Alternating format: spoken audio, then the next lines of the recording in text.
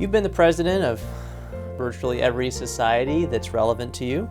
Society of Uroradiology, Society of Computed Body Tomography and Magnetic Resonance, American Rankin Ray Society, Michigan Radiological Society, American Board of Radiology, Association of University Radiologists, Society of Academic Radiology Departments, Radiological Society of North America, Radiology Research Alliance, Academy for Radiology Research. I probably missed a few, I'm not sure. What draws you to positions of leadership? Well, any organization you join, you should try to help that organization accomplish its mission and maybe do it even better. So I think participating in these organizations and working with that goal in mind is a good thing. And a position of leadership enables you to leverage those efforts to help move that organization faster, more efficiently, better, so on and so forth. It also gives you the opportunity to help our own faculty participate as well. And it makes it a little more likely that they will be appointed to committees, maybe have leadership positions in those committees, and be able to exercise their own ideas in how to improve that organization. Mm-hmm.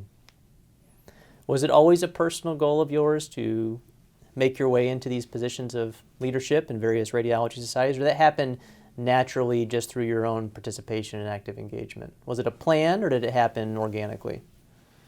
No, I must admit I never really thought about it. But when people came to me and said, "How would you like to do this?" I almost always said yes.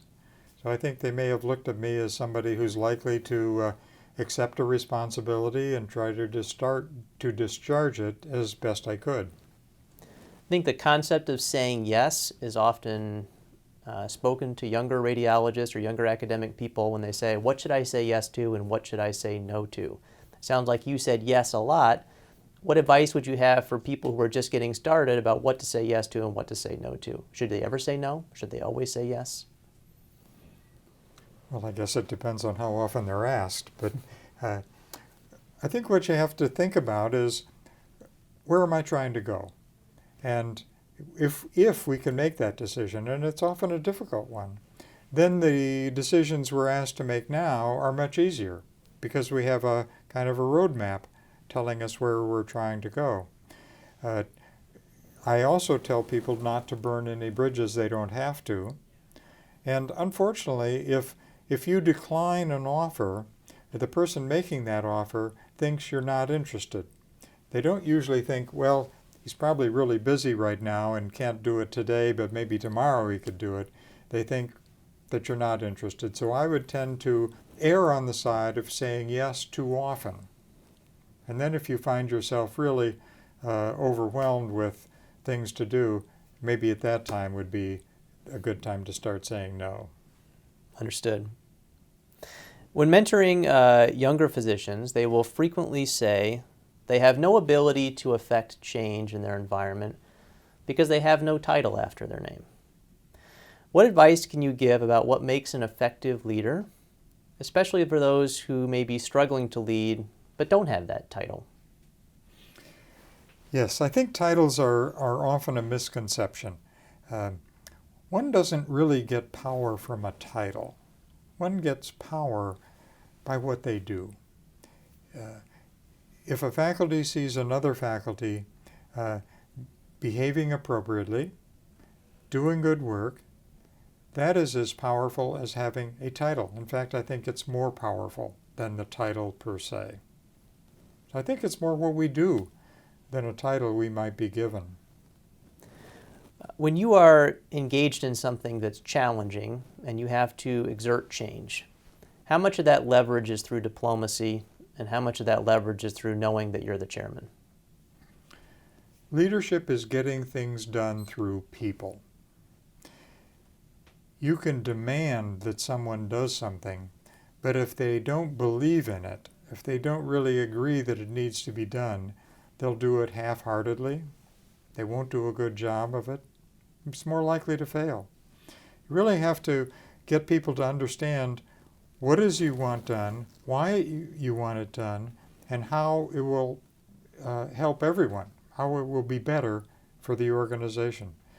Once they buy into that and agree that this needs to be done, then they will do a great job. They will do a better job than if you told them what to do. How often do you involve the stakeholders in the decision-making process versus how often is the decision more autocratic? Well, of course, depends on the nature of the decision. The capital equipment is a good example. For many years, it was a simple depreciation process. The equipment was fully depreciated. We got a new one. It was pretty straightforward, so we didn't need to have a lot of discussions. Now, we have a much different capital equipment process. Full depreciation is just the first step. And then, is it still functioning? Is there technology advantage? And so a more nuanced decision is required. So here we need information from more people who are actually using that equipment. And then unfortunately, it often gets down to, yes, we have half a dozen things that we really need to do, but we're only going to be allowed to do 3 of them. So how do we choose which 3 of these 6 things that we're actually going to accomplish this year? So it really takes much more of a group decision than it had in the past. It's often said that the leader of an organization or a state doesn't ever see easy decisions, because if the decision is easy, someone else, one of their subordinates, has already taken care of it. So the only problems that they get are the complex ones. So I suspect you see many complex problems.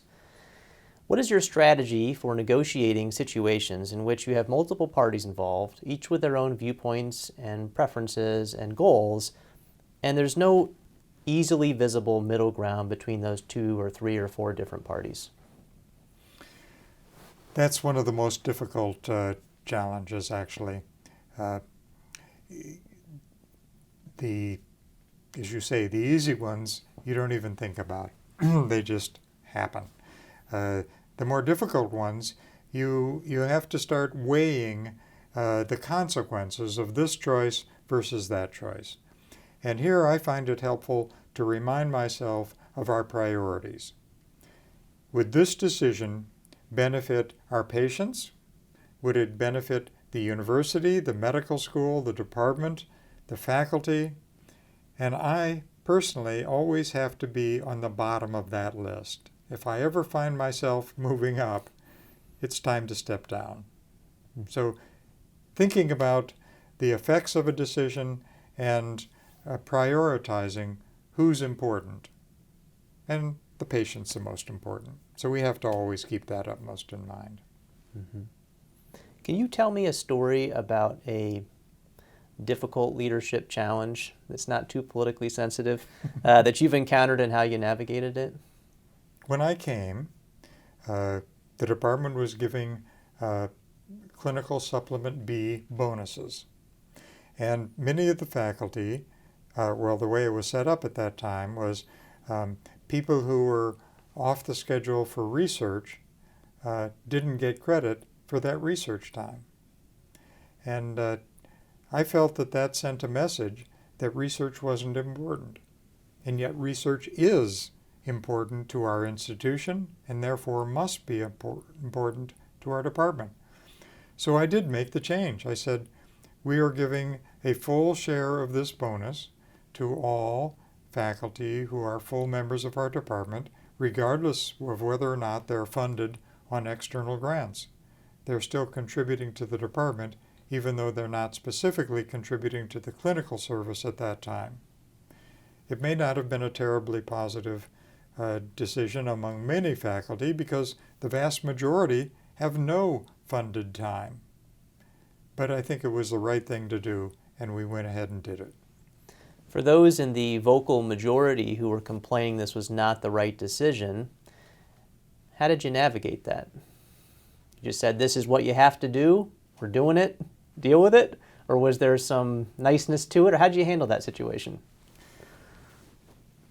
It's always better to have friends than enemies. It's sometimes said that friends come and go, but enemies accumulate. So try to avoid that whenever possible. But there are times you just have to say, this is what we're going to do. You try to explain it so that people understand the basis for your decision. Hopefully they would agree, even though they may be personally disadvantaged by that situation. Hopefully they will understand that it's better for the group as a whole. Sometimes that doesn't work out too well either. Then I might get down to saying, I'm disappointed that you disagree, but if you decide to leave the department, rest assured I'll write you a very nice letter. I think when a decision is popular and right, it's easy. In those situations where the decision may have a right or moral choice that's the clear answer, but the majority of the people oppose it, do you have a general strategy for handling those situations where there's something that's morally correct to do, but the faculty, for whatever reason, are in the majority opposed to that decision? It's a tough question to answer because you're making the statement that the decision is morally correct, and yet the majority is against it. I have great respect for group wisdom, with the caveat that they're up to speed on the issue. So if we can get the faculty to engage in a discussion so that they really understand what the decision is all about, and if we can come to a consensus, I'm happy to go along with the department's faculty consensus on the issue. I think I would be a little bit arrogant to say that I am correct on this challenging decision and the rest of you are wrong. So it sounds like when the majority is opposed to a position you may have, it would make you think, maybe they have a point of view that I haven't discovered yet, or maybe they don't have the information that I have. One of those two things. Exactly right. So we try to bring them up to speed and say, now what do you think? This was a good example at the American Board of Radiology. We joked that we had to vote on things 3 times before we acted. And the point was this: we would bring up the issue, we would discuss it, we'd make a decision, but happily we'd drag our feet before doing anything, because it was only at that time that many of the board members would really start thinking about it. Mm-hmm. And then they would come back and say, oh, about that issue, let's talk about it again. So we would. And sometimes it even took a third discussion to really arrive at a mature decision that we should act on. How many votes did it take to get rid of the oral boards? Very few, actually. There were many discussions that went on. I mean, we loved the oral boards. It was a great time, the camaraderie, to meet your friends coming from all over the country, to engage in a process that we firmly believed, and I still do, helps improve the quality of healthcare, the quality of radiology practiced in the country. People studied for those board exams. It was a rite of passage. I'm sure they learned things. One of the problems, however, is that they were often they were memorizing things, that it was not durable learning. They would memorize things that they could retain for a few weeks, but not for the rest of their lives. So it wasn't as good as many people thought, but it was a very positive experience for the examiners. In fact, we'd go to that, we'd spend a week in Louisville at a 2-star hotel. Food was not easy to find, usually took a long cab ride. It's not noted for its great cuisine. It was right next to the airport. You'd hear the planes landing at all times of day and night. And at the end of the week, you'd be a little tired and you'd say, gee whiz, was this really worth it? You'd go home.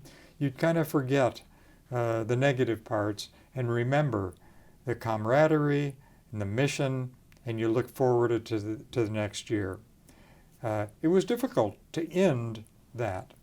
And yet I think when people thought about the negative aspects of that exam, they knew we need to make the change. You're famous for starting on time and ending on time. If you show up 5 minutes late, you're probably already talking. Why is timeliness so important to you? Well, if you call a meeting, you want people to come on time. if you don't start on time, you're telling them your time is not as important. I think everybody's time is important. It's important for us to respect one another, to arrive on time, not to expect that the meeting will wait until they come. I think it's a matter of respect. And I noticed that for our division directors' meetings, they're pretty good about coming on time. I think people appreciate it. And lastly, is there anything else you'd like to share that we haven't covered? Well, there are many more things we could talk about. But I think job satisfaction, knowing yourself, understanding what you enjoy, what you like doing, because I think that's where you'll do your best work, working with people. When I think back, when have I been the happiest? It's been when I've worked with a group of people that really enjoyed working with each other and tried to help each other. I can remember being a vascular radiologist at Duke, and in between cases I'd run back to my office, which was only about 40 feet away, and sign a couple papers, do a couple little things, and sometimes I'd realize, gee whiz, 20 or 30 minutes went by, and I rushed back into the angio suites, and somebody else had helped out. They were helping me do that job. And I think when everybody's trying to help each other, the work disappears, the work is fun, life is good. So try to find teams of people who can work well together and do a great job. I want to thank you for your time. This has been very interesting. Thank you for your dedication to the department. It's been my pleasure. My pleasure. Thank you, Matt.